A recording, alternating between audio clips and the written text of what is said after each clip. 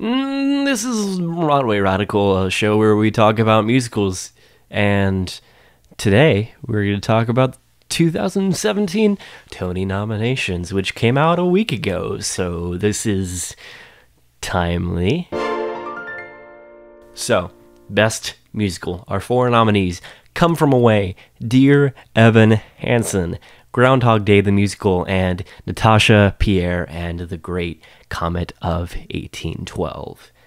Natasha, Pierre got 12 nominations, and it's like in every category. Come From Away, I'm just going down this list. If you switched Groundhog Day and Dear Evan Hansen, I think it gets like better as the list goes on.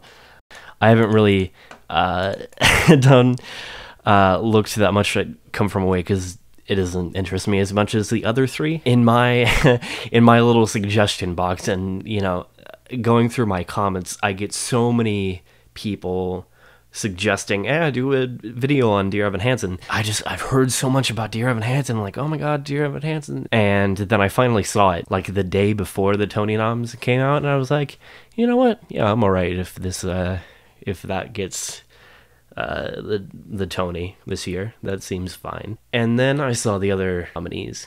Groundhog Day the Musical. I am a huge fan of Tim Minchin just as a person. Throughout his career, he's been like a hero to me. I love him. I love his personality. I think he's hilarious. I can't think of anyone else who who does musical comedy better than him. As far as putting jokes to music, he has such a talent for that. The score is it's sort of more traditional. I was listening to a podcast, they were talking, and it's like a bunch of old people, and he's like, well, I like musicals that obey the rules, and I like perfect rhymes, and that immediately takes Tim Minchin's Groundhog Day the Musical out of the running for me. And I was like, I'm glad your generation is dying out. Fuck you so much. I mean, that's basically like, I shouldn't say that, because that's basically how Sondheim thinks from everything that I've read of him, but like, fuck that. Fuck you and your perfect rhymes. Also, I don't even understand that, because Groundhog Day is a lot of very consonant rhymes and music. It's the closest to a traditional musical that's on this list. I don't want I don't want Groundhog Day to win, because I don't think it's the best musical that's on this list. But I mean, I like it, and I love Tim Minchin, and I'm glad that he got recognition. Also, tidbit, Stephen Sondheim was going to turn Groundhog Day into a musical. He had that idea like a long time ago, but he said like, oh, it's so perfect that it can't be perfected. And then many years later, Tim Minchin comes and does it, and I would say, yeah, he did perfect on it. He did improve on it. And the way that it repeats itself to really lead you into that state of mind that, oh my god, like, I've heard this before. I've heard this before. I've heard this before. Like, I'm reliving the same day over and over. I think that's like low-key genius. But not as genius as the fourth one on the list, Natasha, Pierre, and the Great Comet of 1812. Last week, when this came out, I've heard about the show for, it seems like, years, and I just, for whatever reason, put it off, and I don't know, I just didn't want to touch it. I think maybe in the back of my mind, I thought I would like it, and I just didn't want to be obsessed with it. But now it's too late, because guess what? I'm totally obsessed with it now. The night that this came out, I was like, all right, let's go listen to the Great Comet, and wow, it's so good. And what I love about it the most is that it's not something that I've heard on Broadway, forever. In terms of orchestration, it's like Three Penny Opera, which is one of my all-time favorite. It's a classic, but It's like that, but like a little more dissonant and like with some electronic music thrown in. Broadway musicals have they have to adhere to the form, they have to be commercially viable, they have to be very friendly and easy to walk into for the average ticket buyer. They have to be immediately presentable to everyone that comes inside them. That came out wrong.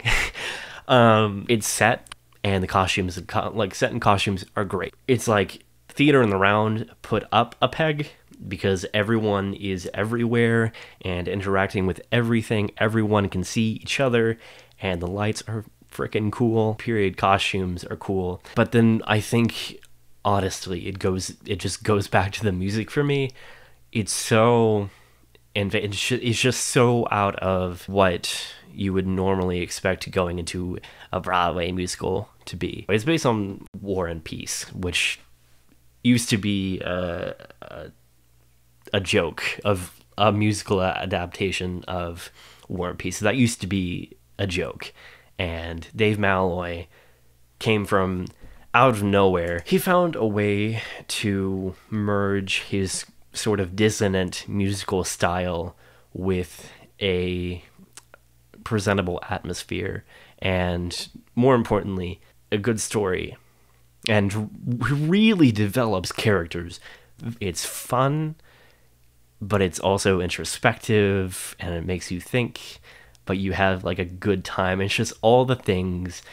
It's all the things that a show can be. This art form that we have, we don't have to do, war paint, like starring, not any shade at like war paint or Patti LuPone, but it's very like, oh, what's a musical we can do that's gonna appeal to a straight white woman in her 45 to 55 age range with a $250,000 median income. That's a quote from Lin-Manuel Miranda. What can we do to appeal to her? Oh, let's do a musical about makeup moguls. So for me, it's between that and Dear Evan Hansen. And Dear Evan Hansen has the advantage of being culturally relevant. It is kind of a toss-up. I think Natasha Pierre has far and away, like, it's not even a question of which one has the better music and orchestrations. Because Dear Evan Hansen it's very heartfelt, and Ben Platt is just heart-wrenching and raw, but also, the music is sort of, it's contemporary musical theater. That's what it is. And it's probably the best example of contemporary musical theater. Like, if you're going to give someone one song that encapsulates, like, this is probably the best that contemporary musical theater, that style, can get, Waving Through a Window would probably be that. But it is sort of like within the genre. Natasha, and I don't know how to, NPGC 1812? Is that how you acronize it? It's musically sort of its own genre. I mean, I don't even know what to call it. They call it an electro pop opera, but I don't know if that's really accurate, because it is actually like largely acoustic. Sidebar, I do think the Tonys are bullshit. I think awards that put objective measures on subjective things like art are all bullshit.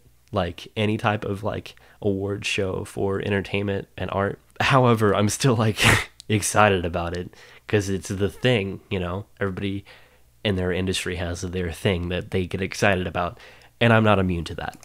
So yeah, that's that. And I'll be back next week with a video finally about Dear Evan Hansen. Tune in for that. Okay, thanks everybody, bye.